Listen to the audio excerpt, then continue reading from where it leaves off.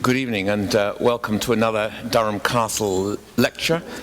It's a great pleasure for me to welcome Simon Critchley here this evening, who's going to talk on the bold title, as you know it, Suicide, a Defense. Simon's abstract starts with this most compelling sentence, quote him, "I have a very simple idea, to write a philosophical defense of the right to suicide in an attempt to get us all to think more clearly about the perennial question, should I live or should I die?" Born in England, Simon's first appointment was in philosophy at Essex. Well, we know now there was one before that at the University of Wales in Cardiff, but then at Essex, followed by a post at the New School in New York, where he's now the Jonas professor. Simon's books are remarkable in all sorts of ways, and they even have remarkable titles, which tells us something about them. As a social scientist, I write books with excruciatingly boring titles, like Global Transformations or Democracy in the Global Order. But take this lot by comparison and imagination in some order: Infinitely Demanding, 2007, Impossible Objects, 2010, The Mattering of Matter, 2012, Faith of the Faithless, 2012, I'm making my point, Stay Illusion, The Hamlet Doctrine, 2013, Bowie, 2000, yes, that one, Bowie, 2014, and Memory Theatre, 2014. I mean, you just want to read them, don't you? Just on the basis of these titles, if you haven't already. Jonathan Lethem writes about Memory Theatre, quote, "Simon Critchley is a figure of quite startling brilliance, and I can never begin to guess what he will do next." Indeed. Now, before I hand over to Simon, I just wanted to add one note, and this is about the subject matter covered in this evening's lecture. Whilst it is profoundly philosophical, of course, it can have personal resonances and might have personal resonances for some of you here. And I just want to make this observation that should tonight's argument lead some of you to want further discussion or maybe even further support, let me remind you that the university has an outstanding counselling service, a weekday drop-in at 9 a.m., and by coincidence rather than design, I see quite a few of the counselling team here, so if this lecture really depresses you as opposed to elates you, which it should do, come and see me afterwards and I'll direct you to them. And they also have literature in various places. But I know Simon's work, I've read a great deal of his books, and the one thing that Suicide, a Defense will do is to give you a good reason to carry on. Many thanks, Simon.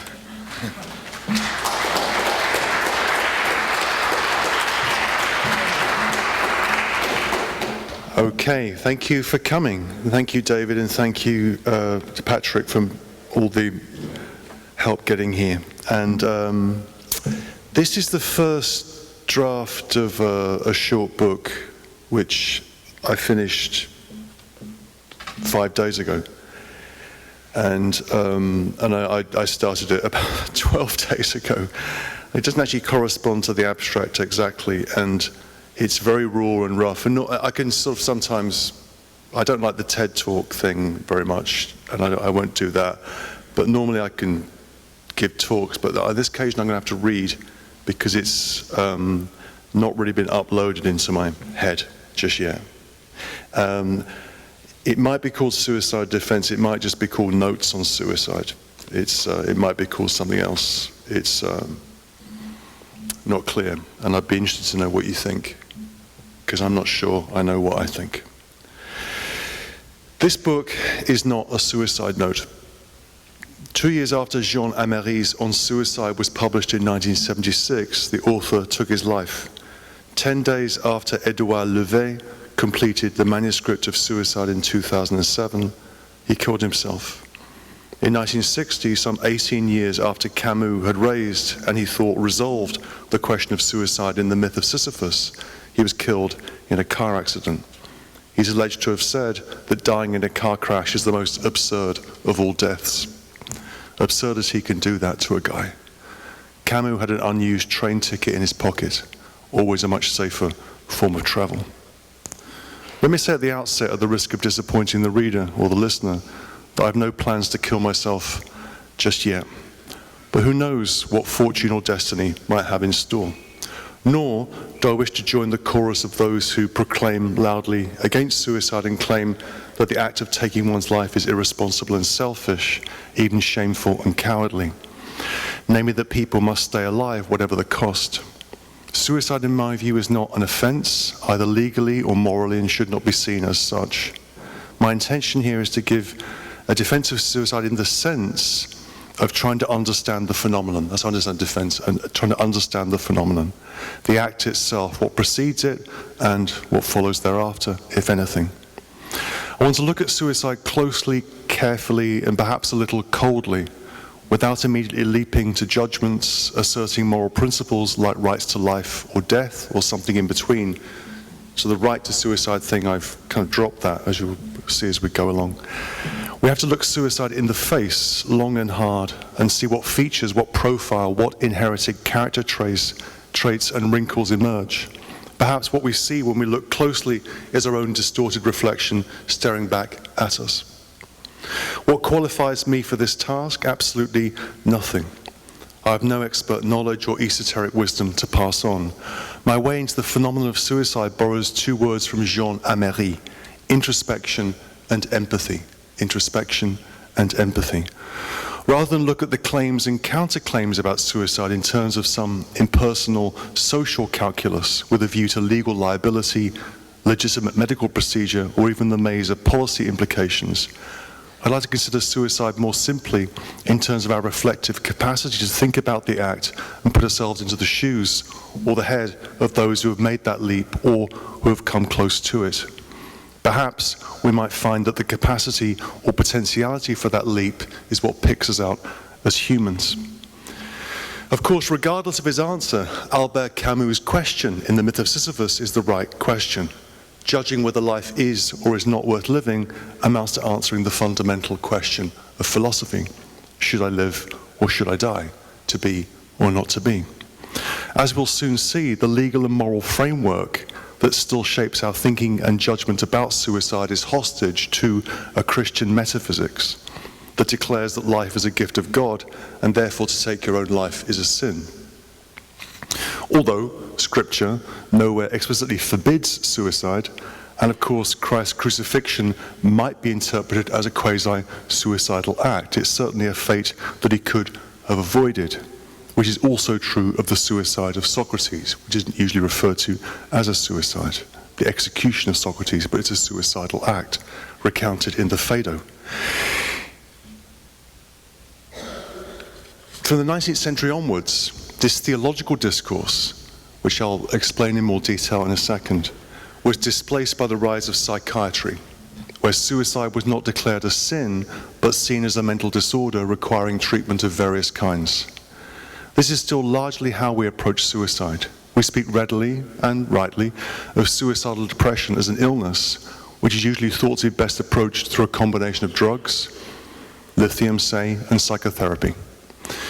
But the implicit moral judgment on suicide that comes down to us from Christian theology remains intact and in force. Even when society or the state or community has taken the place of God, even when suicide is decriminalised, as it has been in the West for the past half century, in the UK since 1961, it's still regarded as a kind of failing that invites an embarrassed response. We think that suicide is sad or wrong, often without knowing why, and we don't know what to say other than mouth a few empty platitudes. We lack a language for speaking honestly about suicide because we find the topic so hard to think about, at once deeply unpleasant and gruesomely compelling. My hope here is to simply admit one or two grunts and maybe even a few syllables that might take us on the way to such a language. When someone ends their life, whether a friend, a family member, or even a celebrity that we identify with, and think about the confused reactions to the deaths of Robin Williams and Philip Seymour Hoffman over the past year. But I suspect that we'd identify stories which exert a similar effect in any year. But when someone, a friend or a celebrity, dies, one of two reactions habitually follow. We either quietly think that they were being selfish or irresponsible, or we decide that their actions were caused by factors outside their control, severe depression, chronic addiction, and so on. That is, if they acted freely in killing themselves, we implicitly condemn them. But if we declare their actions were constrained by uncontrollable factors like depression, we remove their freedom. Against this, I want to open a space for thinking about suicide as a free act that should not be morally reproached or quietly condemned. Suicide needs to be understood, and we desperately need a more grown-up, more forgiving, and more reflective discussion of this topic. Indeed, there is what appears to be a contradiction in our reaction to suicide. Appears to be. On the one hand, its horror silences us, and we seem to find ourselves dumbfounded when a friend kills themselves. We might mutter to no one in particular, how could he have done it? What must his wife be going through? She just went out shopping, right? Were the kids in the house at the time? How exactly did he manage to hang himself in his office? But it's unclear, even as we say these words to ourselves, why we should run through this series of questions. Are we looking for some explanation, some excuse, or perhaps some kind of relief that allows us to differentiate ourselves from the person who killed himself? Does this make us feel better? And if it does, should it? Think about the following scenario, which happened to me 2 weeks ago. An old friend of mine was telling me about the suicide of a close childhood friend of his who I didn't know at all. I sat there and watched my friend tell the story of suicide at length and relate it to other friends of his who had killed themselves over the past several years. I could see his rising emotion. I sensed it, and it scared me. He'd been suffering recently with depression. He was becoming visibly upset. I empathized with him profoundly, and I listened intently, not wanting to appear disrespectful or flippant. But what could I say? What would genuinely help? Instead, I tended to listen rather than speak. Maybe that's the point. But it's as if our very proximity to suicide, the fact that our fate literally lies in our hands, is almost too much to bear, and words fail us. Our simultaneous nearness and distance from the suicide, our suicide or the suicide of others, seems to silence us, or we restrict ourselves to uttering banalities. Well, at least he's at peace now. Or we change the topic of conversation. That's on the one hand. On the other hand, the theme of suicide makes us singularly voluble. I'm often asked socially, usually because people can't think of anything else to say, what I am working on. What are you working on? If I say the relation between Gorgias and Euripidean tragedy, or the spatial technologies of memory, or Heidegger's conception of the completion of metaphysics and its overcoming, I'm usually met with a polite, oh really, how interesting. But if I say I'm working on suicide, then after an initial pause or several pauses, the floodgates open, and a tide of fascinating stories, opinions, and arguments flows forth. People tell stories of lives lost that could have been avoided. They speak of their friends' descent into the cold hell of depression, and maybe their own. They declaim happily about heroic and good deaths, and even more happily about the inverse, the comically risible demise, which invites a low, hollow laughter. They often speak indirectly of their own fear of death and the ways in which they've contemplated their end, or perhaps have even attempted to bring it about. Suicide finds us then both strangely reticent and unusually loquacious, both lost for words and full of them. But any contradiction here is only apparent, not substantial. What we're facing here in relation to suicide, what we're facing socially, psychologically, and existentially is an inhibition. An inhibition. A blockage that hems us in and stops us thinking. Or it can make us angry as well, it inspires rage. We're either desperately curious about the nasty, intimate, dirty details of the last seconds of a suicide and seek out salacious stories wherever we can, or we can't look at all because the prospect is too frightening and peek horror movie-like between the slits in our fingers with our hands on our face. Either way, we're hiding something, we're blocking something, concealing something through our silence or our chatter or our rage. People don't throw away their lives lightly or willy-nilly. David Hume said in his brilliant, short, posthumously, ironically, published essay on suicide, "I believe that no man ever threw away life while it was worth keeping." Of course, the clause that gives us pause here is while it was worth keeping. In what conditions is or is not life worth keeping? But Hume's point is that when life has become a burden that we cannot bear, then we're justified in taking it. The question is one of the limits of forbearance, which are limits that should be understood reflectively and with compassion, with those two simple tools of introspection and empathy. I won't read that bit. This question for me is not an academic question. Let me just put it that way. It's not, this is a question that is more than that. But I don't want to, if there were 6 of you in a room, we could do a different thing, but there are rather more of you than that, so I won't burden you with that. I want to begin in a different place. That's kind of the way of ground laying. By telling a story about a little known, indeed completely obscure Italian philosopher called Count Alberto Radicati di Passarano, 1698-1737. This will allow us to begin to move through a series of arguments, which I won't go through. I've got no idea how long I'm going to speak for, so just stop me seriously if I go on too long, or I don't know. This is all new stuff. This will allow us to begin through move through a series of arguments, positions, and prejudices about suicide, almost in the way of sweeping away debris, dead leaves, and twigs that might allow us to view the muddy ground more clearly underneath. Why is suicide seen as illegal, immoral, or irreligious? Of course, the contrast between modern and ancient views of suicide is striking. Although Plato considers suicide a disgrace, he permitted notable exceptions, one of which allowed for self-killing by judicial order, as was the case with his teacher Socrates, and thereby philosophy was founded. The practice of philosophy begins with a suicide, and to philosophize is to learn how to die, as Socrates argues in the Phaedo and elsewhere, while at the same time telling his disciples stories of the immortality of the soul. And Socrates was given the alternative of ostracism, which for him would have been even worse. The idea of leaving Athens was worse than the idea of leaving life, which for us makes no sense. Faced with a more global and contingent imperial world, Stoics like Seneca took a more radical view of suicide, arguing that the brevity of human life was no source of woe, and that when a human life no longer flourishes because of bad fortune, it's permitted to end it. A wise person, a philosopher, lives as long as he ought, not as long as he can, Seneca counsels. Famously, Seneca was compelled to die under the orders of Nero, although his suicide was somewhat botched, and it seems to have taken him an inordinate amount of time to expire.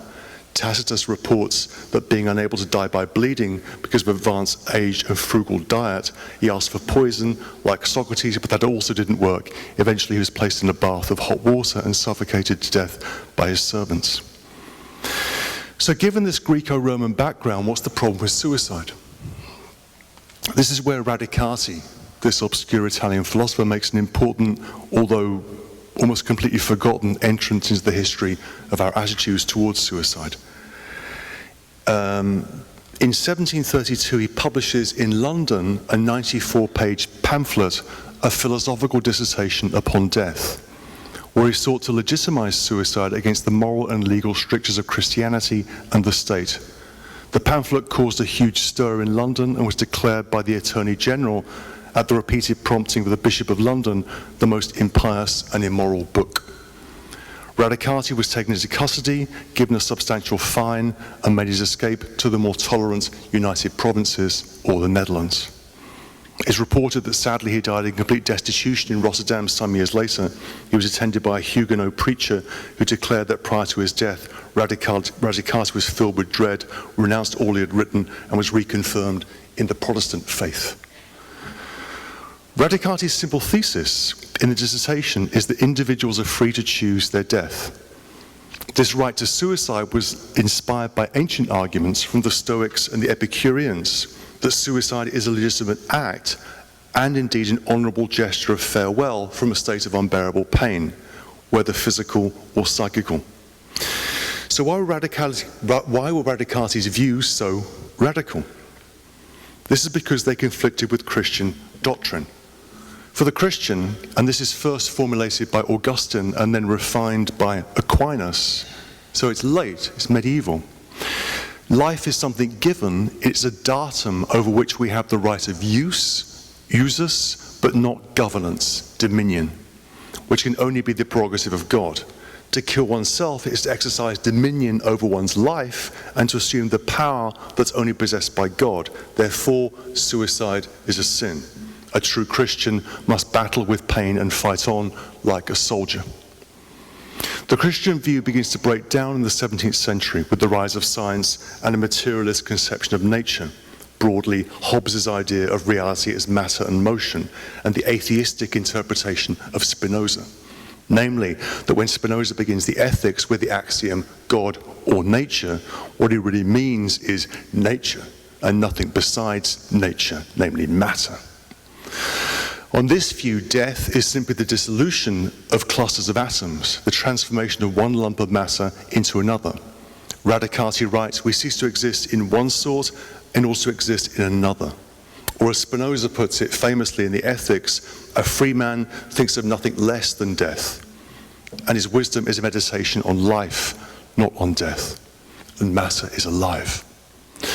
In the demonstration of this proposition, Spinoza argues that a free human being is one who lives according to reason alone and is not governed by fear.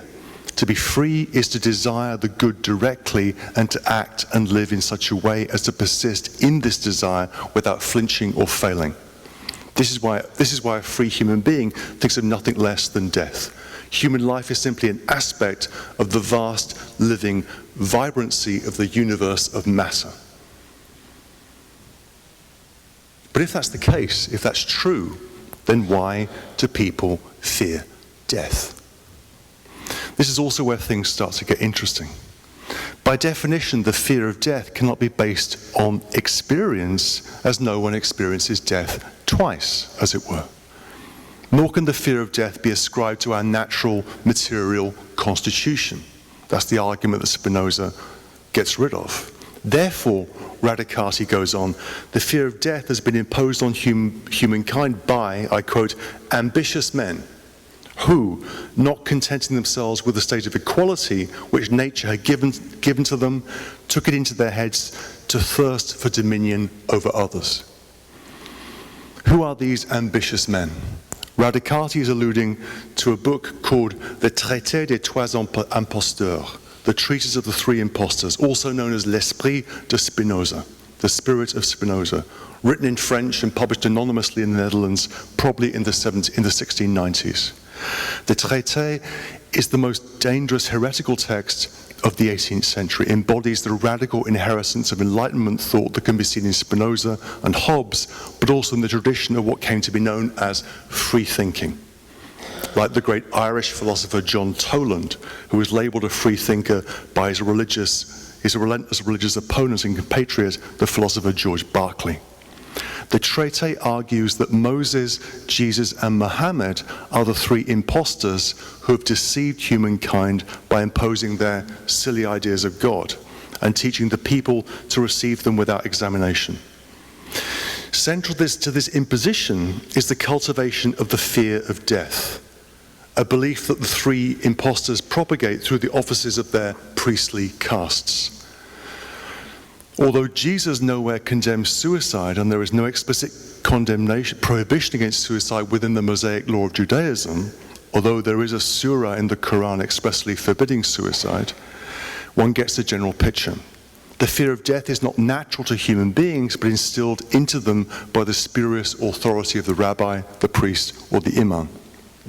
What's fascinating in Radicati's text is the radical philosophical context that surrounds it, and the context that surrounds it is the connection between scientific materialism, anti-religious free thinking, and the right to suicide. This argument was prefigured in an extraordinary book from 1644 by the great poet and cleric John Donne, called Bia Thanatos, literally death force, or even the violence of death. John Donne's text bears a long and revealing subtitle, a declaration of that paradox or thesis that self-homicide is not so naturally sin that it may never be otherwise. It's a long subtitle.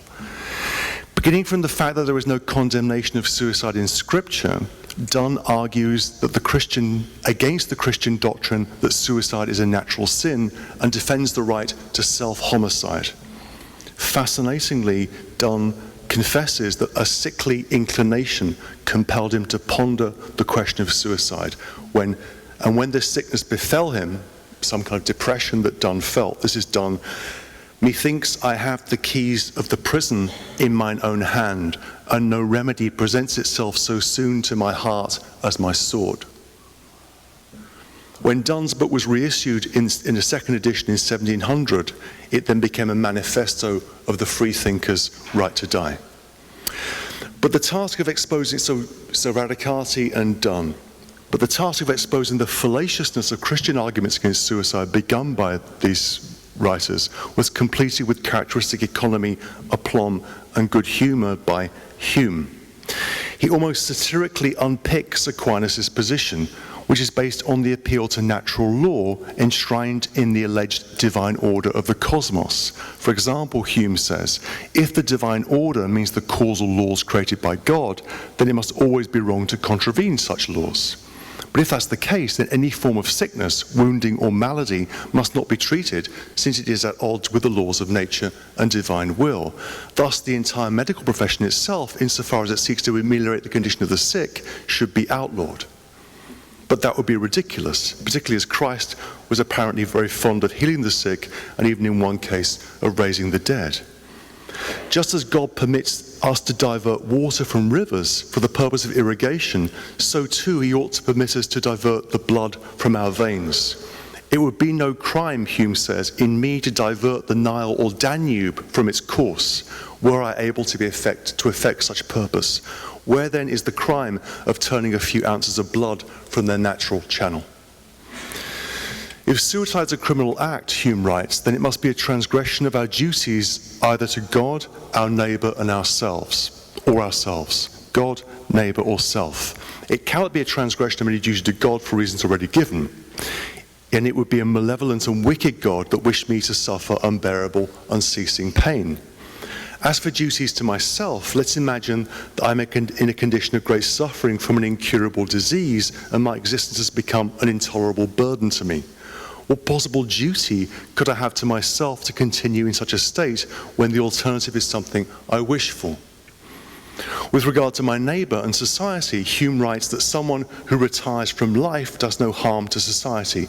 He only ceases to do good, which, if it be an injury, is of the lowest kind.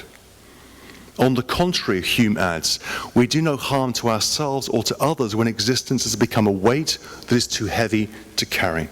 On the contrary, he concludes, suicide is the only way that we can then be useful to society, by setting an example which, if imitated, would preserve to everyone his chance for happiness in life, and would effectively free him from all danger of misery. The right to suicide, namely the foreknowledge that I do not have to experience endless pain with either legal blame or moral shame, is the key to any chance for happiness, Hume suggests. This is a strong argument in relation to arguments for assisted or accompanied suicide, where very often the wish of the terminally ill person is not so much happiness as death with dignity, without feeling they've acted illegally or immorally.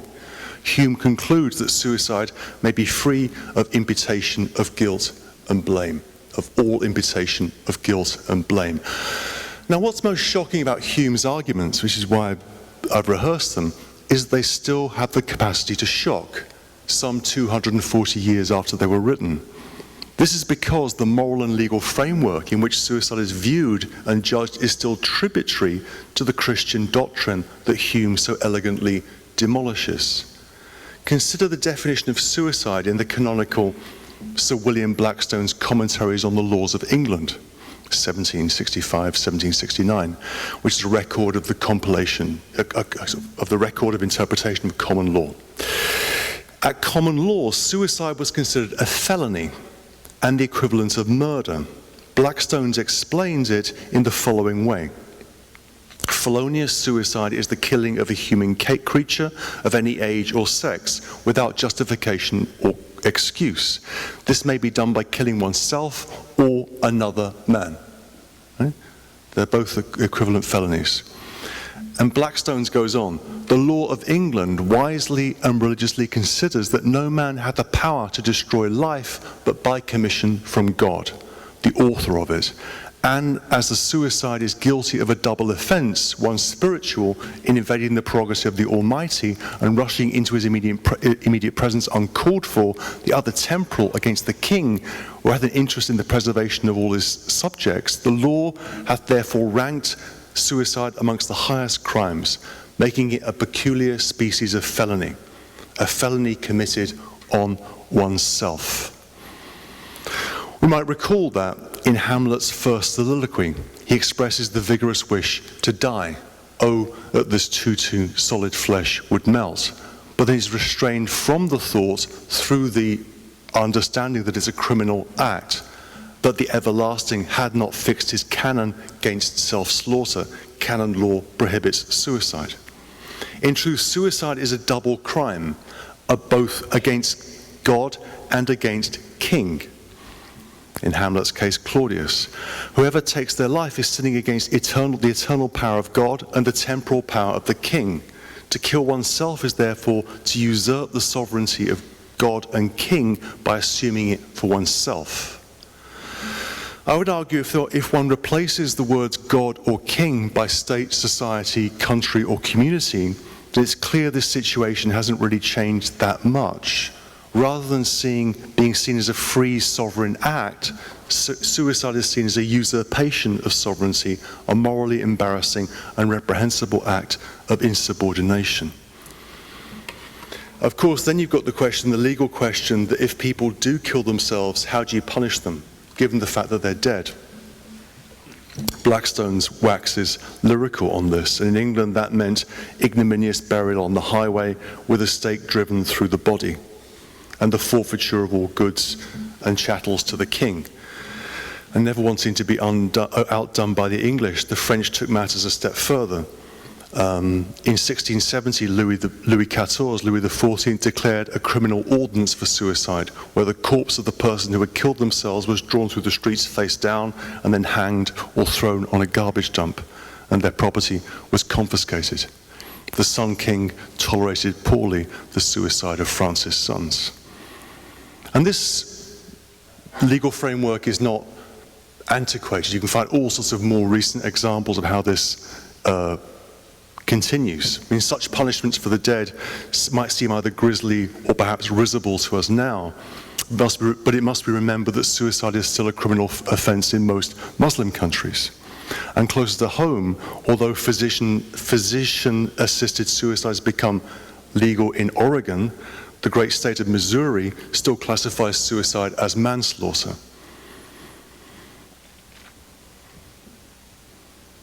And indeed in New York State, where I live, although suicide is not considered a crime, it's still recognized by statute as a grave public wrong. By implication, the deceased would be categorized as a grave public offender, even from the grave.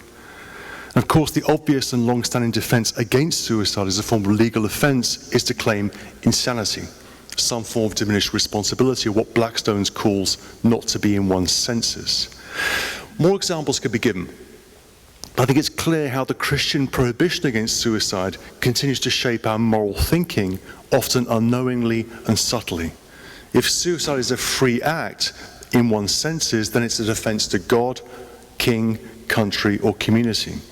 If suicide is adjudged to have taken place with diminished responsibility or some form of mental illness like severe depression, then freedom is eliminated. Either way, the moral, philosophical, and existential space for the simple consideration of suicide as a free act is closed down. And it's that space that I want to explore. Now, what I go into here in a kind of more, analytic mode is to look at the arguments that are usually presented in relationship to suicide. The argument that life is a gift of God, or that life is a gift. And if you think about that argument, which people will say, right? I believe that life is a gift. Well, if you believe life is a gift, then what is a gift? A gift is something that you can refuse. A gift isn't a commandment. A gift is something that you can accept or reject. You can re-gift it. You can sell it to a Goodwill store or a charity store. You can refuse to acknowledge it. That's what a gift is. A gift isn't a command. So that argument, I look at that in more detail, but that's a very strange argument. Another argument is an argument based on God's love, which is also based on a misunderstanding of love. If we shouldn't kill ourselves because God loves us, then what is love? Is love something which commands you, that binds you? Is it a law? Of course not. Love by definition means that you can say, I don't love you, right? And so on and so forth. Then there's an argument about the sanctity of life, which I go into, which will, if you begin to look at it logically, it just gets into some very strange places. If you believe life is sacred, then you have to believe that all life is sacred, which means no death penalty, sure, but no killing in wartime and no killing even in self-defense. And then if life is sacred, then all life is sacred. The life of cows, sheep, and chickens or fish are sacred. What about cockles, mussels, and crustaceans? And so on and so forth. So there's that argument. But it might look at this point as if I'm making a straightforwardly libertarian, anti-religious argument about suicide. Namely, that I should be free to choose the time, space, and manner of my death when I wish. But that's also flawed. That's also an intensely flawed position. And I go through this in some detail, but all that happens there is that we take the argument that I should not kill myself because God or the king has sovereignty over me, and I turn that into, actually, I'm sovereign over myself. Therefore, I should decide whether I live or die. But am I sovereign over myself? What kind of sovereignty is the sovereignty of being a person? Namely, we are relational beings. We are beings who are possessed not just by ourselves, but with others. So the usual argument for the right to death also falls apart. And then I look at questions of duties, not to kill myself, and you see very quickly how that either falls apart or can be exposed to kind of very, very strange objections. For example, questions of that you shouldn't commit suicide because it causes harm to others has to be balanced against the harm that would be caused by forcing the suicidal person to continue to live in the situation of unendurable psychical or physical pain. Should Robin Williams, who obviously suffered with intense depression, have been obliged to live for the sake of his family or his fans? I think it's a very hard judgment to make. Right? So arguments in relation to duties to others, I think, are also murky. So arguments around suicide in terms of rights and duties, I think, quickly get messy. A familiar argument that you can find in as it were, defenses of suicide would be that suicide is rational, or it can be rational. That also is completely flawed. For suicide to be rational, then I'd have to be able to weigh the arguments pro and con as to whether I should kill myself. But how can I do that? I'd have to be able to compare the state of being alive with the state of being dead, which I can't exactly do. So it makes no, as it were, rational sense. From there you can go into the argument, well, suicide is an irrational leap, a kind of leap of faith. And if that seems reassuring, I think that's completely terrifying as an option. I give some examples of how that might fall apart. So the point that I'm trying to make is that the ways in which we usually talk about suicide in an everyday sense are really flawed and murky, and we need to think about them in a more careful way. And, I take seriously the question of suicidal depression. And just to mention that, now. There's a very fine author called Kay Redfield Jameson, a clinical psychologist and author of An Unquiet Mind, who gives an incredibly humane and informed account of suicidal depression by someone who experienced it herself. And she writes, suicidal depression is a state of cold, agitated horror and relentless despair. The things you most love in life leach away. Everything is an effort, all day and through the night. There is no hope, no point, no nothing. And she counsels a combination of psychotherapy and drug treatment. So that's that bunch of arguments. And then I look at the question of suicide, and I won't go into this now, in relationship to kind of the evidence that we have for suicide, which is the suicide note. And I look seriously at the idea of the suicide note as a kind of literary genre, as an entity, as a thing. Now, suicide notes might have existed in antiquity. There are texts I've read which suggest that in ancient Egypt you can find suicide notes, but it's unclear. But they rise to prominence in the 18th century, and they rise to prominence with the rising to prominence of the press in England. And the earliest forms of suicide notes, which is a very interesting fact, is that suicide notes were written to be published in newspapers. They were acts of publication in the 18th century. And they were intended as acts of publication. And the suicide note, I think, has to be understood in that light as a kind of attempt at communication, a last desperate and flawed attempt at communication. And I look at all sorts of examples of suicide notes in the text that I won't go into, but I mean, one thing that characterizes suicide notes, which I think is fundamental to an understanding of the phenomenon of suicide, is ambivalence. Ambivalence. There's an extraordinary suicide note which is as follows. Dear Betty, I hate you, love George. And that exhibits the precise ambivalence that one finds in many, many suicide notes, right? I hate you, love George. So the suicide note is an act of hatred, usually self-hatred, or it can be hatred of others, but usually self-hatred, and that self-hatred unleashes the most extraordinary proclamation of love. I go through numerous examples here. I mean, for example, there are suicide notes by Kurt Cobain, which are fascinating. There's one from a hotel in Rome in March 1994 where he writes, this is Kurt Cobain, like Hamlet, I have to choose between life and death, I choose death. And then his final suicide note, he begins by saying, he with a yearning for the loving innocence of childhood. Then he says about from the age of 7 years old, he began to hate other people and hate himself. And he says, I'm too much of a moody baby. I don't have the passion anymore. And so remember, it's better to burn out than fade away. Peace, love, and empathy, Kurt Cobain. And at the bottom of that page, which is usually not quoted, in huge capital letters are the words, I love you, I love you, I love you. And when Courtney Love first read out Cobain's note, she finished by saying to the crowd, just tell him he's a fucker, okay, and that you love him. The ambivalence of Cobain's suicide note of love and hate is caught precisely in love's hate, in Courtney Love's hate.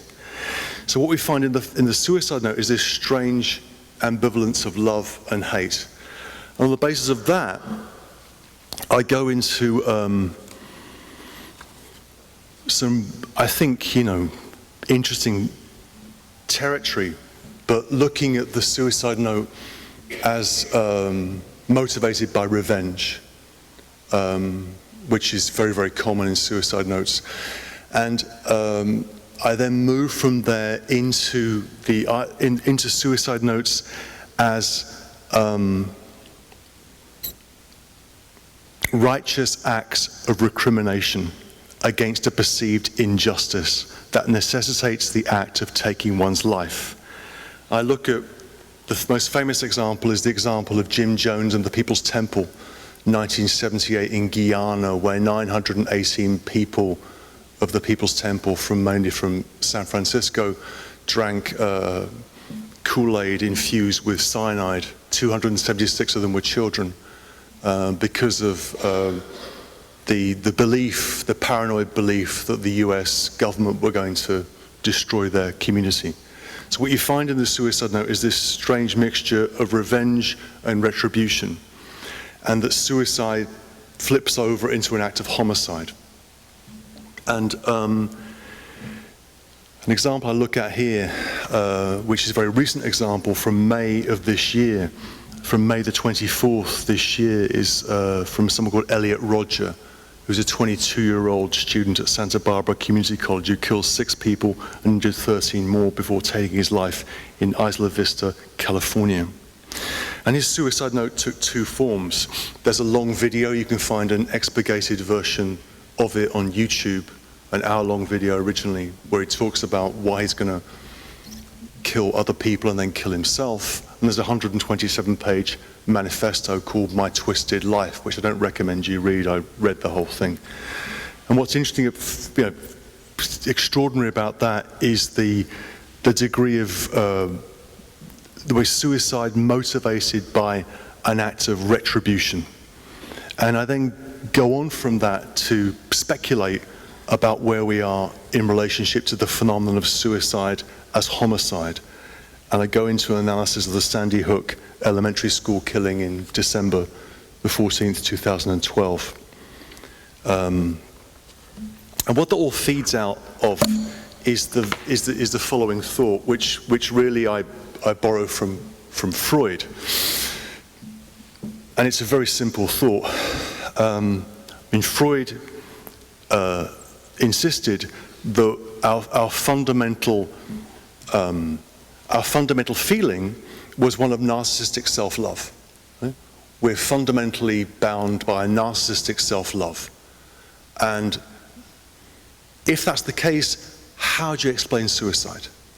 How can a creature that fundamentally is self-interested, that loves itself, kill itself? Freud's answer is the following. In depression, in melancholia, it is no longer I that I kill. What I'm killing is that hated other that I've become. That thing has to die. And I go into this, you can find this on YouTube, and I would really recommend that you look at it. It's an extraordinary address by David Foster Wallace from 2005 called This is Water. This is Water. You know, it's what a genius David Foster Wallace was. His life ended badly. But in this text, David Foster Wallace says, it is a banality to say, but nonetheless it's true that the mind is a wonderful slave and a terrible master. Why is it, he says, that when people, usually men, kill themselves with firearms, they shoot themselves in the head and not the heart? It is in order to kill that terrible master. And that's the Freudian insight. The Freudian insight is that what you're killing is not yourself, you're killing that hated object that you've become. And it's that doesn't deserve to live and that has to die. So on that basis, suicide itself, self-killing, is in a sense a homicidal act. I think that is a telling insight. Death is not usually chosen as an end in itself, but for some other reason. As the evidence of suicide notes makes plain, people very often choose to die in order to avoid the unbearable pain caused by sickness like cancer or Alzheimer's, or the intolerable psychical pain caused by severe depression, the tunnel vision of the melancholic, where all roads lead ineluctably down the same cul-de-sac. But, as we've also seen, if you read through this whole thing with me, suicide can be chosen for other reasons. One can choose to die for some cause that's believed to be greater than oneself, such as the innumerable cases of suicide bombing, self-immolation, or starving oneself to death. I think here of the death of the hunger strikers like Bobby Sands amidst the degradation of the Maze prison in Northern Ireland in 1981. Or I think of the death of Simone Weil, in which she refused to eat more than the rations given to citizens of France under German occupation. She died in self-starvation in a hospital in Ashford, Kent, in 1943. Or one can choose to die for a cause, for the sake of others, one's fellow soldiers, one's country, one's party, one's resistance movement, or one's God. I also try to show in this argument how suicide can be chosen as a means of revenge, as a fatal payback for an experience of personal or collective betrayal.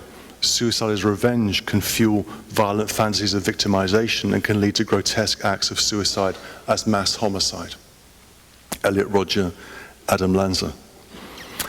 But the question I face at the end of this is, what if suicide is chosen for its own sake, simply because one wants to die? And that's where I end up in the final series of reflections. And I want to consider this question, which in many ways is much more frightening. If death is chosen because of some explicit cause, whether mental or corporeal, then we can empathize, seek to understand the particular predicament of the suicidal person, and then quietly mutter under our breath, "There but for the grace of God go I." But what if there is no apparent cause? What do we think then? And what if such circumstances will prevent us from taking our own lives? This is a more disturbing question, because it implies that someone like us, someone, let's say, who is just normally and boringly neurotic, but not suffering a fatal illness or clinical depression, could also choose to end their lives right here, right now. At that point, I go through a series of literary discussions of suicide, beginning with this book that was recently translated called Suicide by the writer Edouard Levé, L-E-V-E, acute, which is a story of a 25-year-old man who kills himself that's told by a 41-year-old writer who kills himself after writing the book. And it's an extremely,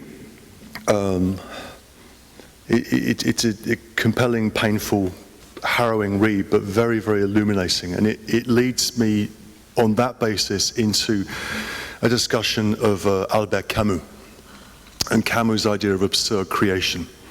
And Camus' idea of absurd creation is the idea that we inhabit an absurd universe without hope, without God, but with the overwhelming presence of sin. And in relation to that absurdity, should we kill ourselves? And Camus' answer is that we shouldn't, and the idea of absurd creation is the response, which is the purpose of art, of writing. And I go into that at some length. But what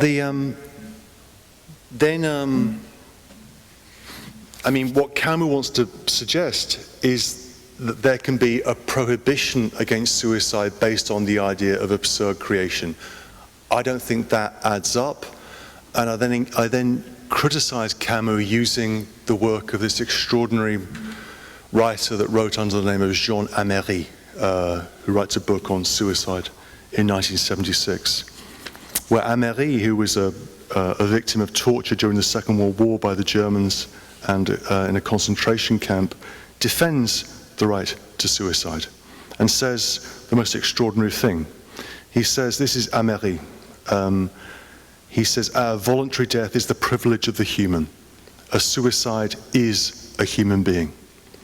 And what Améry is trying to say there is that the capacity that we have, the capacity for voluntary death, is what picks us out as a species. And to deny that is to kind of miss the point. What I want to pick up on in closing is Améry's idea that a suicide is a human being. Do plants commit suicide? Do animals die of hopelessness? We don't know. Moreover, if we put those questions to plants and animals, then we probably wouldn't understand their response. Pea aphids, when threatened by a ladybug, can explode themselves, as can some species of termite. The Brazilian ant Forelius pusillus engages in quasi-suicidal behavior. Each night, as the ant nest is sealed, a number of ants remain outside to ensure that the seal is good. They die before the nest is reopened the next morning. This is not so much suicide as self-sacrifice for the greater ant, aphid, or termite good. Perhaps then it is the capacity for suicide that makes the decision for voluntary self-destruction, as Améry puts it, that picks us out as a species and distinguishes us as human. This thought is picked up and pushed hard by the bleakest and most blackly humorous writer I know, the Romanian philosopher and aphorist E.M. Cioran, or if you pronounce it in Romanian, Cioran. In A Short History of Decay, Cioran writes, you have to read Cioran to get the flavor of this, but the man who has never imagined his own annihilation, who has not anticipated recourse to the rope, the bullet, the poison, or the sea, is a degraded galley slave or a worm crawling upon the cosmic carrion. The world can take everything from us, can forbid us everything, but no one has the power to keep us from wiping ourselves out, Cioran writes. To be human, then, is to have the capacity at each and every moment of killing oneself. Incarceration, humiliation, disappointment, disease, the world can do all of this, but it cannot remove the possibility of suicide. For as long as we keep this power in our hands, then we are in some minimal but real sense free. For Cioran, religions like Christianity prohibit suicide because of the threat of insubordination that it poses. The distinctive characteristics, suicide is one of man's distinctive characteristics, he says. He goes on, no animal is capable of suicide and the angels have scarcely guessed its existence. And he concludes, without suicide, no salvation. Now, is Cioran counseling that we kill ourselves? Not at all. The idea that suicide is our salvation does not at all entail that we should try and save ourselves with the rope or the bullet. In All Gaul is Divided, here's the most fantastic titles, right? Short History of Decay, All Gaul is Divided. Cioran writes, only optimists commit suicide. The optimist who can no longer be an optimist. The others, having no reason to live, why should they have any reason to die? The others of whom Cioran speaks here are the pessimists, amongst whom he counts himself. And here is the brilliance of this line of thought. There is finally something too optimistic about suicide, too positive and too assertive, too caught up in the fantasy of salvation through death. In the brilliantly entitled The Trouble with Being Born, Cioran writes, when people come to me saying they want to kill themselves, I tell them, what's your rush? You can kill yourself any time you like, so calm down. Suicide is a positive act, and they do calm down. Perhaps we have to calm down and look at matters more soberly and more pessimistically, without giving in to optimistic delusions that our death would solve any kind of problem, enact payback, revenge, or retribution, save us from ourselves, from others, or from the painful commotion of the world. In a delicious coup de grâce, Cioran writes, the refutation of suicide. You're going to like this. The refutation of suicide. Is it not inelegant to abandon a world which has so willingly put itself at the service of our melancholy? I find something oddly and grimly reassuring about what we might call the inelegant refutation of suicide. Let's grant that the capacity for suicide is what at least partially picks us out as a species. For as long as we're in possession of reflection and basic motility skills, we have possession of the weapon with which we can assert our freedom and end our days, should we wish for such a consummation. But this does not entail that we should use that weapon. Not at all. This would be far too optimistic an act. Nothing would be saved by our suicide. Why not calm down, wait a while, and enjoy the world's melancholy spectacle that spreads out so capaciously and delightfully before us? Who knows, it might even be fun. Such is what Nietzsche calls the pessimism of strength, as opposed to the optimism of naivety and weakness. True pessimists don't kill themselves. Is that not enough? This is the end. I think it is enough. And it's here that I want to return where I began. I didn't begin with this. I've got this stuff about water, waves, and the sea, which is where I wrote this thing. It doesn't matter. As is well known, in 1941, Virginia Woolf placed stones in her pocket and entered a river near her home in East Sussex, drowning herself most Ophelia-like. Facing her fourth breakdown, complaining of hearing voices and terrified of another descent into madness, Woolf writes to her husband, "I can't fight it any longer. I know that I'm spoiling your life. You see, I can't even write this properly. I can't read. All I want to say is I owe you all the happiness in my life." You see also in that suicide note of Virginia Woolf that ambivalence of hatred and love, self-hatred and love. But it's not the circumstances of Woolf's death that I want to dwell on.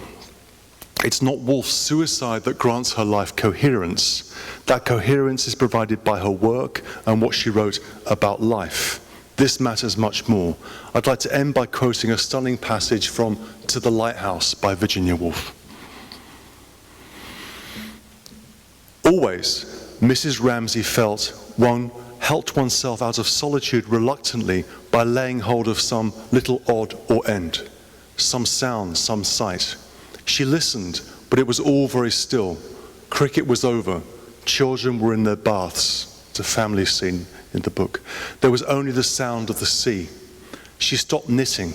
She held the long reddish-brown stocking dangling in her hands a moment. She saw the light again. It's the light of the lighthouse. With some irony in her interrogation, for when one woke at all, one's relations changed. She looked at the steady light, the pitiless, the remorseless, which was so much her, yet so little her, which had her at its beck and call. She woke in the night and saw it bent across their bed, stroking the floor. But all that she had thought, watching it with fascination, hypnotized, as if it were stroking with its silver fingers some sealed vessel in her brain, whose bursting would flood her with delight. She had known happiness, exquisite happiness, intense happiness, and it silvered the rough waves a little more brightly as daylight faded and the blue went out of the sea and it rolled in waves of pure lemon which curved and swelled and broke upon the beach, and ecstasy burst into her eyes, and waves of pure delight raced over the floor of her mind, and she felt, it is enough. It is enough. It's an amazing passage, right? The theme of suicide immediately raises the question, by virtue of what is or is not life meaningful? It might seem that if we cannot answer the question of life's meaning, then it would be prudent, perhaps even necessary, to exit life for whatever, God or the void or some mixture of the two. But that would be a huge mistake, a fatal misstep. The question of life's meaning is an error that should simply be given up. The great revelation will never come.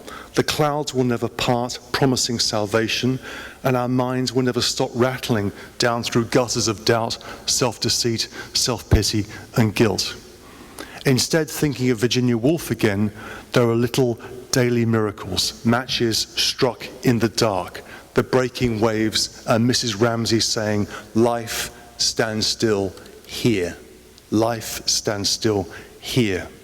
When life stands still here and we face the endless, shifting, indifferent, grey-brown sea, I wrote this looking at the sea, when we hold ourselves open into that indifference tenderly, without pining, complaining, or expecting some reward or glittering prize, then we might have become, just for that moment, something that has endured, someone who can say, it is enough.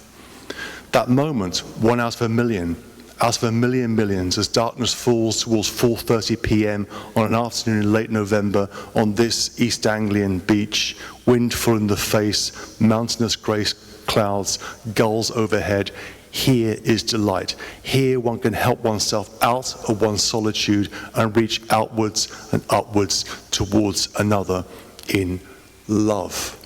Ecstasy bursts into our eyes. It is enough. So that's kind of where I finish. And the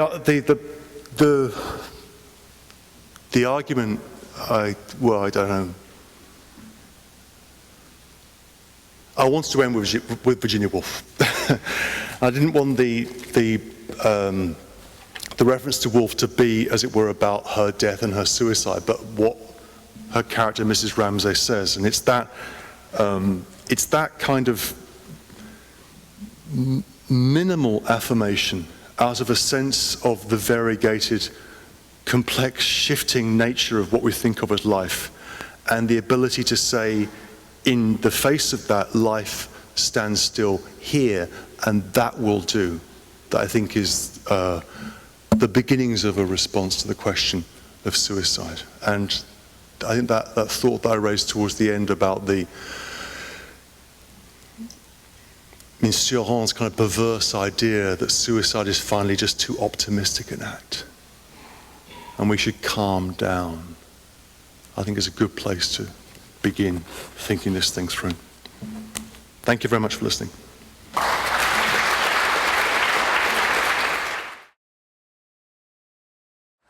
Well, there's another profound reason to live, which is it's going to take a long time to disentangle all those arguments. So, first degree, second degree, PhD, postdoc, it'll take a long time. So you need to stick around. So, there's good time for questions. We can start at the front this time, and we went start at the back last time and work forward. We'll start at the front and work forward. Just put up your hands. I think we'll take them one at a time, because, just say who you are and a brief question. Hi, I'm Kevin Newell, and I've really enjoyed the talk. I've just got a question about the possibility of good suicide. You can have a moral suicide. Think of Captain Oates is a great example. Of Captain Oates. Right. And that, if you can have good suicide, you haven't really considered that in the talk, and it does sort of contradict some of the concepts that you're actually coming up with, in particular the very end one, the Sioran guy that you quote. He seems to be pessimistic, whereas I think a sacrificial suicide is something that we can praise as good. And doesn't that fit in more with your free act idea and less with the Sioran? It does, yeah. I mean, I didn't, there's,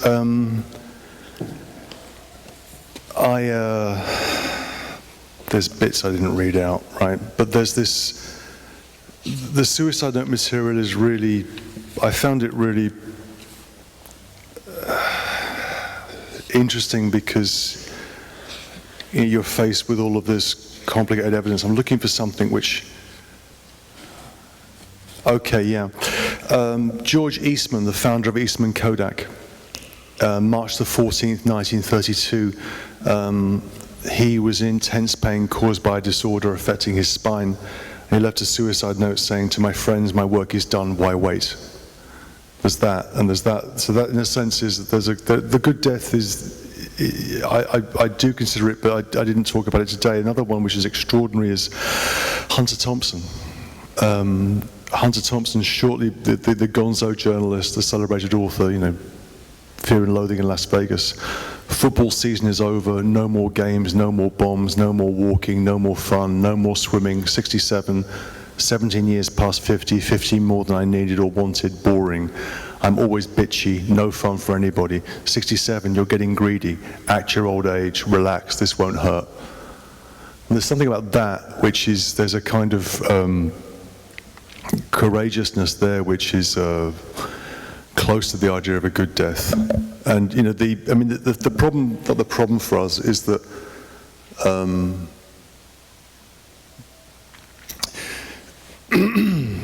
it depends how, or I'll put that to one side. I was going to talk about another. The idea of the good death as being a death out of honor is another thing which I didn't talk about.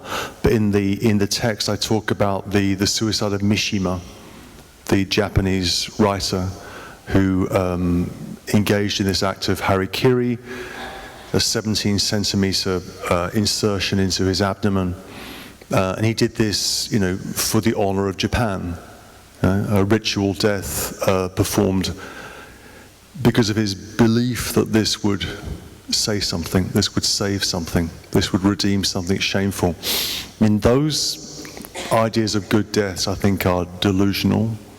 Right? Those are seriously delusional, or can become delusional. The Eastman Kodak, the Eastman and Hunter Thompson ideas are closer to an idea of a good death. And, what they put us in mind of is, I talked very briefly at the beginning about Seneca and the Stoics. And the Stoics had, quite radical views on death. Our problem is that we come at the end of a history of Christian theology, which has framed law and still continues to shape our moral thinking about suicide in a very particular way. And so for us to really get to consider the idea of the good death, which would have been the pagan death, is still hard. I'm not sure. Is that what you meant? I meant how the sort of social good death, rather than simply A sacrifice. You meant a kind of sacrifice. Eastman. Yes, a sacrificial death appears For a cause. even as an atheist. It seems to me a very moral thing to do, precluding the morality of an act like that. Hold your response. Okay. Yes, Thomas. Hi, Tom Brooks. I really enjoyed your talk tonight. I thought you raised some really fascinating issues and questions, and I had just a very kind of small question for you. A lot of the conversation tonight, a lot of your discussion is very Western-based and Christian-based and so on. Yeah. And I was wondering, in essence, to what extent, because you said you're only giving us a snippet of the larger work, what kind of non-Western thoughts might play a part. So I'm going to throw two very quick thoughts here. So one of them is in his fascinating Ethics for a New Millennium, the Dalai Lama talks about so I'm going to talk specifically about the idea of sanctity of life. And one of the reasons you seem to not find it very persuasive is this thought, well, sure, it'll rule out the death penalty, but it also rules out self-defense or forms of it. It also rules out eating various kinds of things and so on, right? So the Dalai Lama says, self-defense, even to protect your life, is always wrong to cause other sufferings. If all Buddhists died, Buddhism lives. So, that this idea that self-defense is somehow a right, maybe it's true within one context, but certainly not true in others. And there's, of course, another world religion based in India, the Jains, that have perhaps a more extreme view, you might say, about sanctity of life, right? So this view is not only will I not eat meat, not will I, make living things suffer, but if I am to eat fruit, I am to wait for the fruit to drop from the tree. I'm not to even hurt the tree. So there are some views about sanctity of life that we might find in other cultures, and not minor cult-like things, but major world religions that might have a different spin. And I wondered how they may or may not play in your wider work. Out of interest. That would be I think what you're describing would be a consistent thinking through of the idea of the sanctity of life, which is when people in the West talk about the sanctity of life, it's normally said, I don't believe in suicide because I believe in the sanctity of life. It's not really thought through in terms of those consequences, and the consequences are pretty radical. But the focus is kind of, well, Western, I guess, in that sense. And it's because, I can't quite get to the thought which you get in Buddhism, you get it in Taoism, in something like Chuangzi, which is, what is life? Life is just material arrangements of objects, and we die in this form in order to be born in another form. We cease to be human, we become dirt for a bit, and then maybe we'll become something else. Therefore, why worry? Or you find this in Greek philosophy and Epicureanism, right? Epicurus was trying to find a cure for the fear of death, which he thought came out of the longing for immortality. And if you can give that up and accept your mortality, then the fear of death disappears. I think that goes so far, but then I can't get with that. So, to that extent, I'm much closer to Camus, right? That we live in an absurd universe, but still with the presence of sin. And that sin is felt as a kind, I don't know why I laugh when I say sin, well, that sin is felt as an experience of which is essentially the experience of, say, Hamlet. Right? The experience of reflection as a kind of putting oneself out of joint with the world and with others. And if I could just give that up and go with the flow, fantastic. But I've not quite got there yet. Should I just speak into it? Thanks. Eva Maria Nag, School of Government. Like your thoughts on suicide and intergenerational justice a little bit. So, I mean, one example we have in current times is the current generation has to look after the interest of the next generation in terms of, say, climate change. But I'm also hearing the murmurings of a different kind of intergenerational justice idea when it comes to assisted suicide, and just your thoughts on that. In other words, where the old and the elderly and infirm are more or less increasingly asked to think about how long they want to live in the interests of the sort of my generation now. Yeah. And it's getting to a point, I think, where it's coming into the public domain, and I'd like your views on that. Well, I mean, one thing I talk about in the book a little bit is P.G. James, who died last week, Children of Men, and the movie that was made of that and the story. And if you've seen the movie, it's extraordinary, because there you get the situation in Children of Men is that human beings have lost the capacity to reproduce. There are no more children. Right? This species is going to disappear within the lifespan of the people still left alive. And the government, who is a sort of it's an extraordinary story, because as if, you know, it's like UKIP have taken over the UK, right? It's a crypto-fascist government in London, and the belief is that England is the only place which is still safe in the world, in a world which is defined by immigration and all the rest. And the government issues a drug called Quietus in a kind of homage to Hamlet, to his, so we can make our quietus, and the obligation upon citizens, the subtle obligation, is they should end their lives. So there's a kind of, there's a way in which in that thought experiment, that sci-fi thought experiment, also exposes the problems with some of the arguments about harm to others or responsibility to community, right? Because the way we'd normally argue that is that we shouldn't kill ourselves because of our responsibilities to the community. But in the P.D. James example, that flips around. One's responsibility to the community is to kill oneself. And we might find ourselves in a similar situation rather soon, right? And, you know, it depends how you see issues of sustainability, you know, and all the rest. So I don't know, it raises in the kind of in the puzzling thought, which is that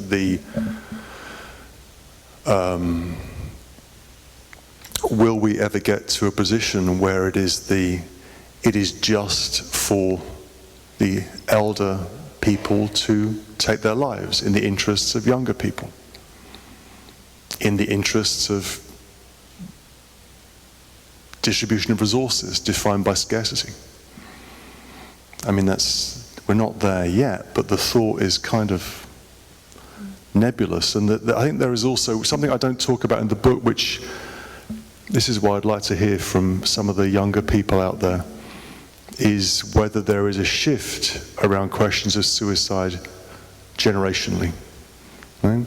So there's people of my generation who've got, let's say, a certain view of suicide, which might be premised upon certain entitlements, certain expectations about the future, which are not necessarily the same for millennials, let's say.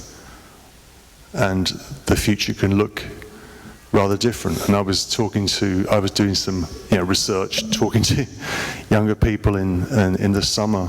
I was thinking about this, and I mean, the line that I got was that the millennials see the skull under the skin in a rather different way than the baby boomers do. And that then raises a very interesting set of questions about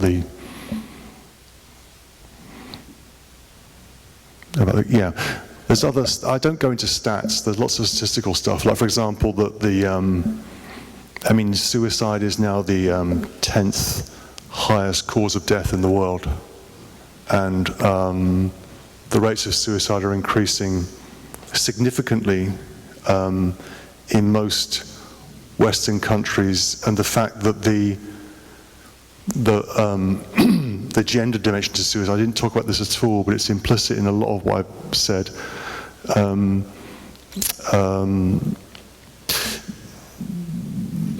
Women attempt suicide, are three times more likely to attempt suicide than men, and men are 3 times more likely to commit suicide than women.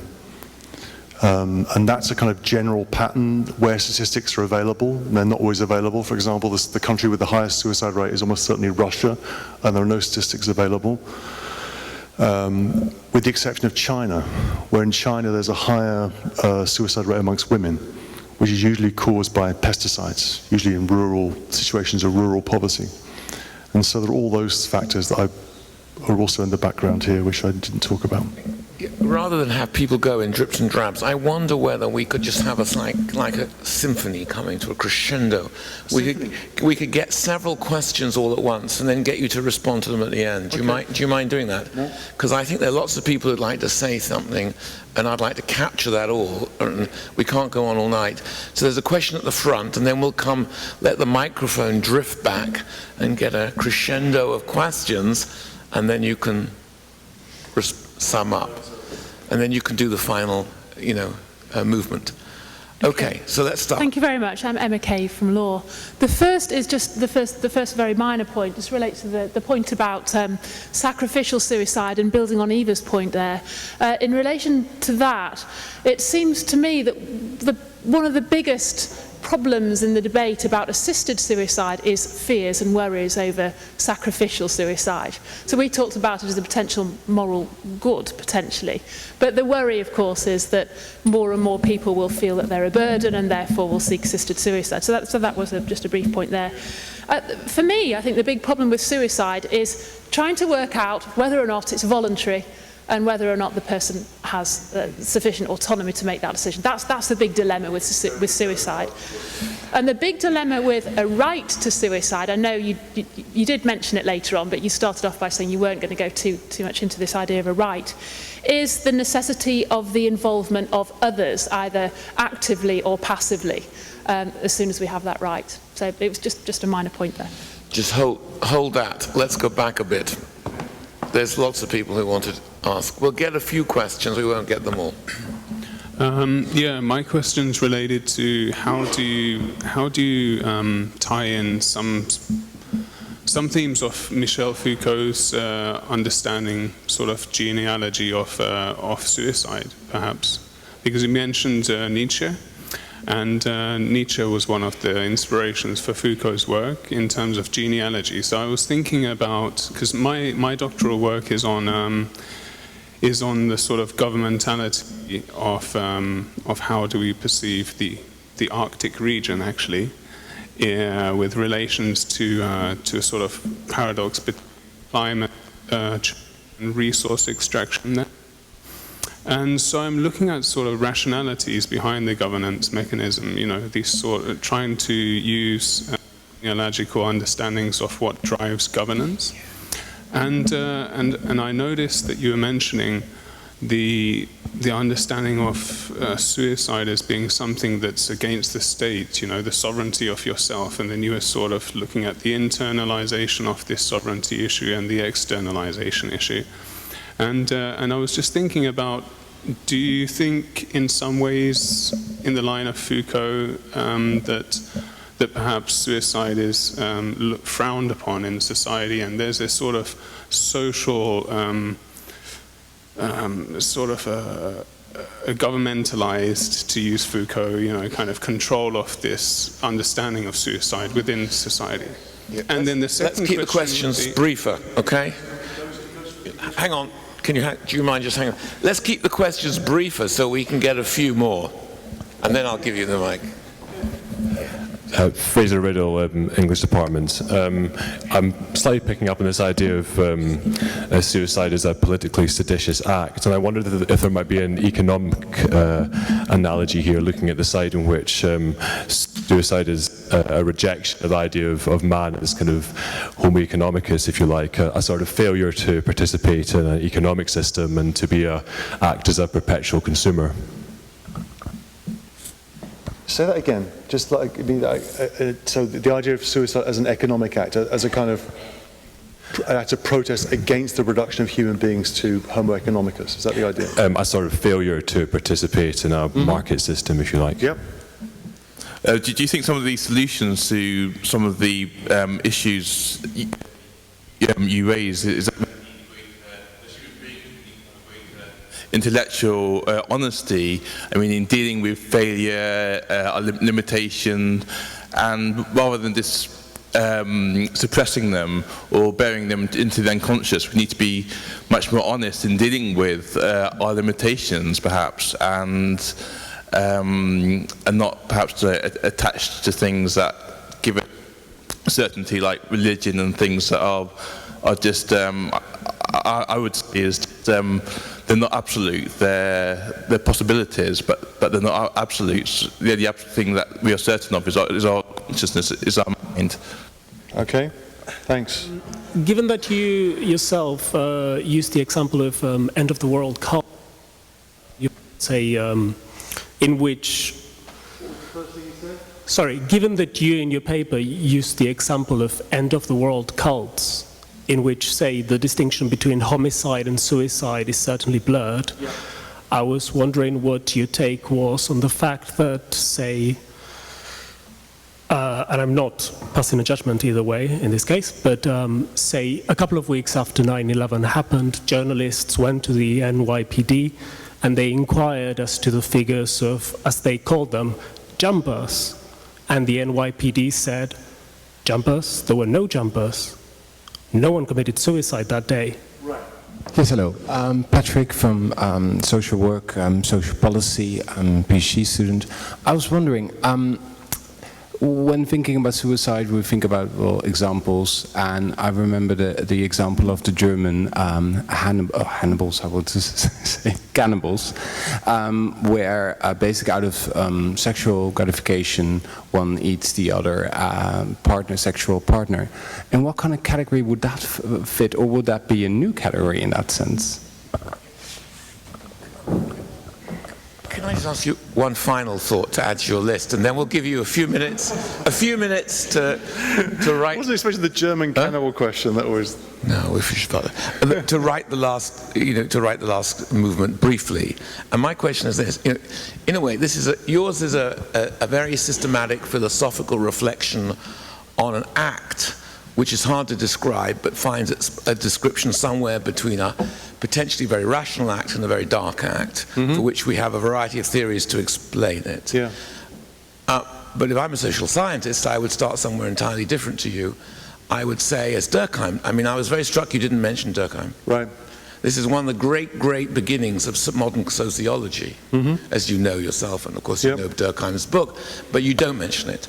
No. So there's another whole trajectory of thinking about this, which is developing just in a theory of patterns of suicide, trying to explain how they vary, and then looking at the different sociological factors that explain that variation. And that, of course, yields a very different kind of account. And I just wonder, from an intellectual point of view, how you weigh that in your account, because you don't refer to it.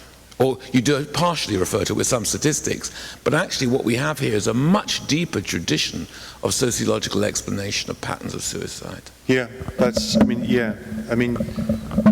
begin with that. And did you want to ask? We had someone here. He'd be really unhappy if he didn't ask. Okay, so sure. we have a duty, especially in this lecture, to give him the opportunity to speak. Yeah. Thank you.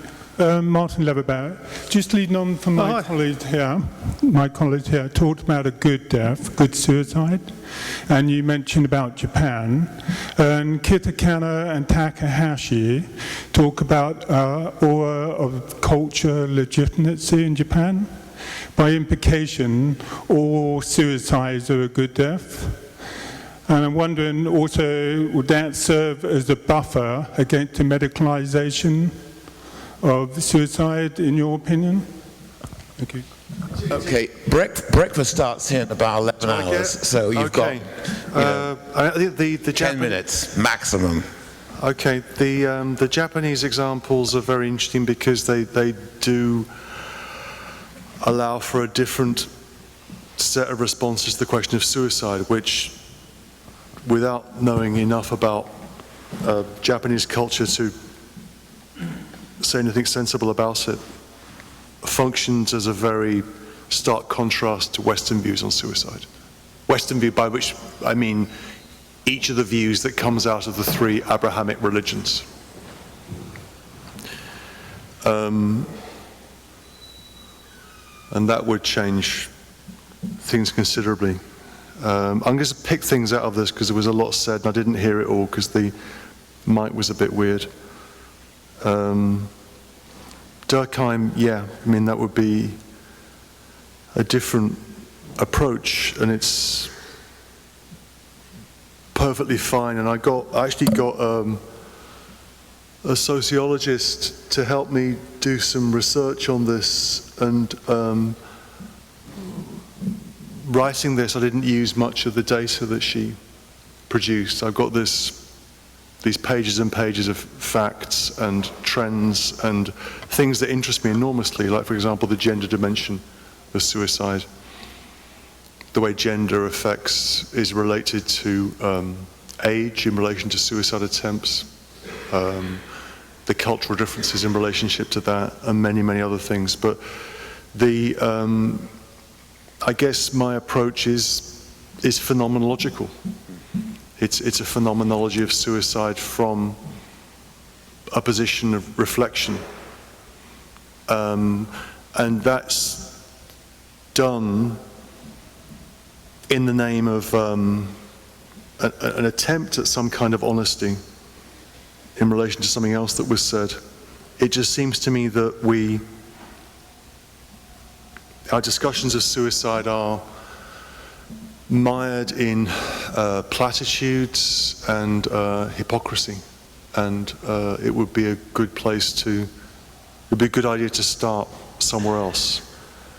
And linked to that, the thought about Foucault, I mean, you could make a very kind of obvious Foucauldian argument, which would go in the following way: that we begin with this Christian theological framing of the prohibition against suicide, and how that frames law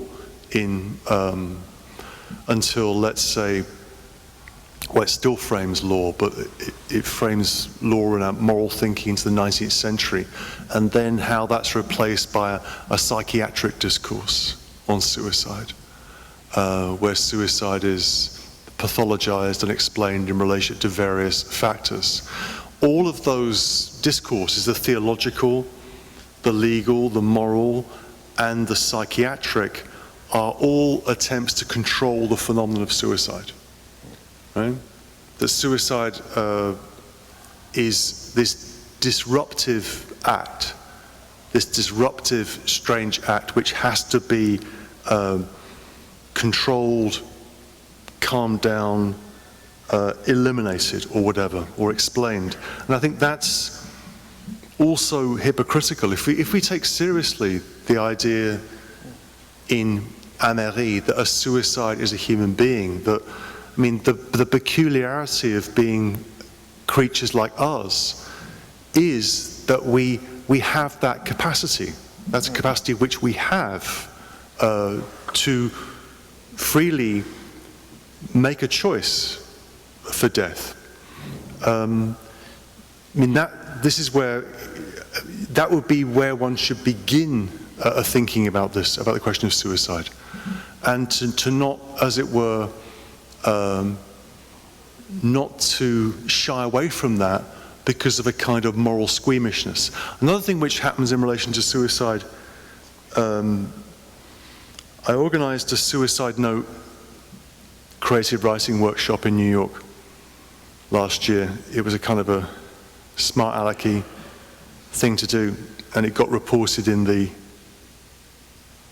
I won't go through the whole story, but it meant that there was a story in the Daily Mail. And by this time, the thing had become, I'd done a semester-long course on suicide notes, and new school students had paid thousands of dollars to do this. None of this was true. But then there were comments afterwards.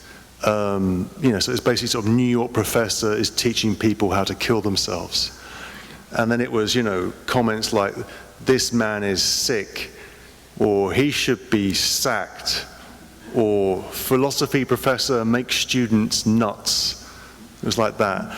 And those were the kind of, but then there was a rage as well that I've detected a lot. There's a kind of rage in relation to suicide, which is, how dare you? How dare you even raise this as an issue? And that rage, I think, flows out of an inhibition. An inhibition is being touched, and that elicits a violent, rageful response. You have no right to do this. And often suicides are not talked about. The fact that it's very often a public act. For example, the Golden Gate Bridge, or that viaduct in Toronto, or Beachy Head, or the bridges over Cornell University, or whatever it might be. You find that in case of Golden Gate Bridge, all the suicides are from the side of the bridge that faces San Francisco, never from the side of the bridge that faces out to the Pacific Ocean. Why is that? Because it's a public act. It's a display. It's an exhibition of a certain kind. And those phenomena need to be recognized and thought through in order to have just a more adult, grown-up reflection on this question of suicide. And 9/11 is a case in point. Who mentioned the 9/11 point? 9/11? Yeah, gentleman at the back. This could not be suicide, right? Because of what happened, because of, as it were, the way in which that event was immediately morally, ideologically framed. And, having lived in New York for the last 11 years, there's so much bullshit around 9/11 and memorialization of 9/11 and the kind of tyranny of the victim that you live through in relation to 9/11, which blocks any kind of discussion of what happened, the reasons for what happened, and how what happened might or might not happen again. And it's as if, that's another interesting example of the way in which a kind of inhibition produces a kind of rage that just asserts itself and blocks any reflection. And what we should know from psychoanalysis is when that happens, we have to sort of go to work and try and dig deep. I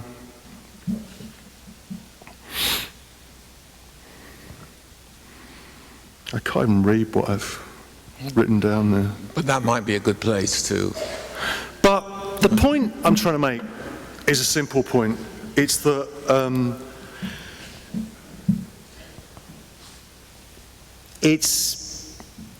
it's time that we had a more mature and grown-up and reflective discussion of the question of suicide. And we can do that in a very, very simple way. We can ask ourselves how we react to the death of someone we love or we know or someone we feel close to, or by our own depressive feelings or whatever, and run through the kind of things that go through your head and try and analyze them and think them through. And very quickly realizes there's a kind of hollowness to our discussion of suicide that needs to be dealt with, needs to be just completed by something a little bit more worthy of who we are as human beings. And that's what I'm attempting to begin to do here, but it's only a beginning. Before I thank Simon, before we do, I'd just like to say that if you don't know what other lectures are coming up on this series, you ought to. But there's obviously a gap now for Christmas. On the 21st of January, we have Owen Jones, the much talked about popular author on the establishment and how they get away with it. The 4th of February we have Dr. Ha-Yun Chang on economics and public life, what everyone needs to know and learn about economics. And then we have, towards the end of term, Rowan Williams, the former Archbishop of Canterbury, on the tree of knowledge, bodies, minds, and thoughts. Diverse but splendid. Anyway, before you reflect further on that, and it won't be tonight, let me thank you very much. I mean, you make a powerful case, of course, to rethink the meaning of life through reflecting on suicide, which is what I take you to be doing. The fact that we have this capacity to choose to live or not to live mark us out as human beings and create a chain reaction of reflections that we need to give serious weight to. I mean, I thought it was an immensely exciting lecture, huge amount to think about, huge as that ground, as I said earlier. By the time you worked out all these arguments, you'll be very, very old. So stick around and enjoy me, and join me in thanking Simon for a tour de force. Thank you.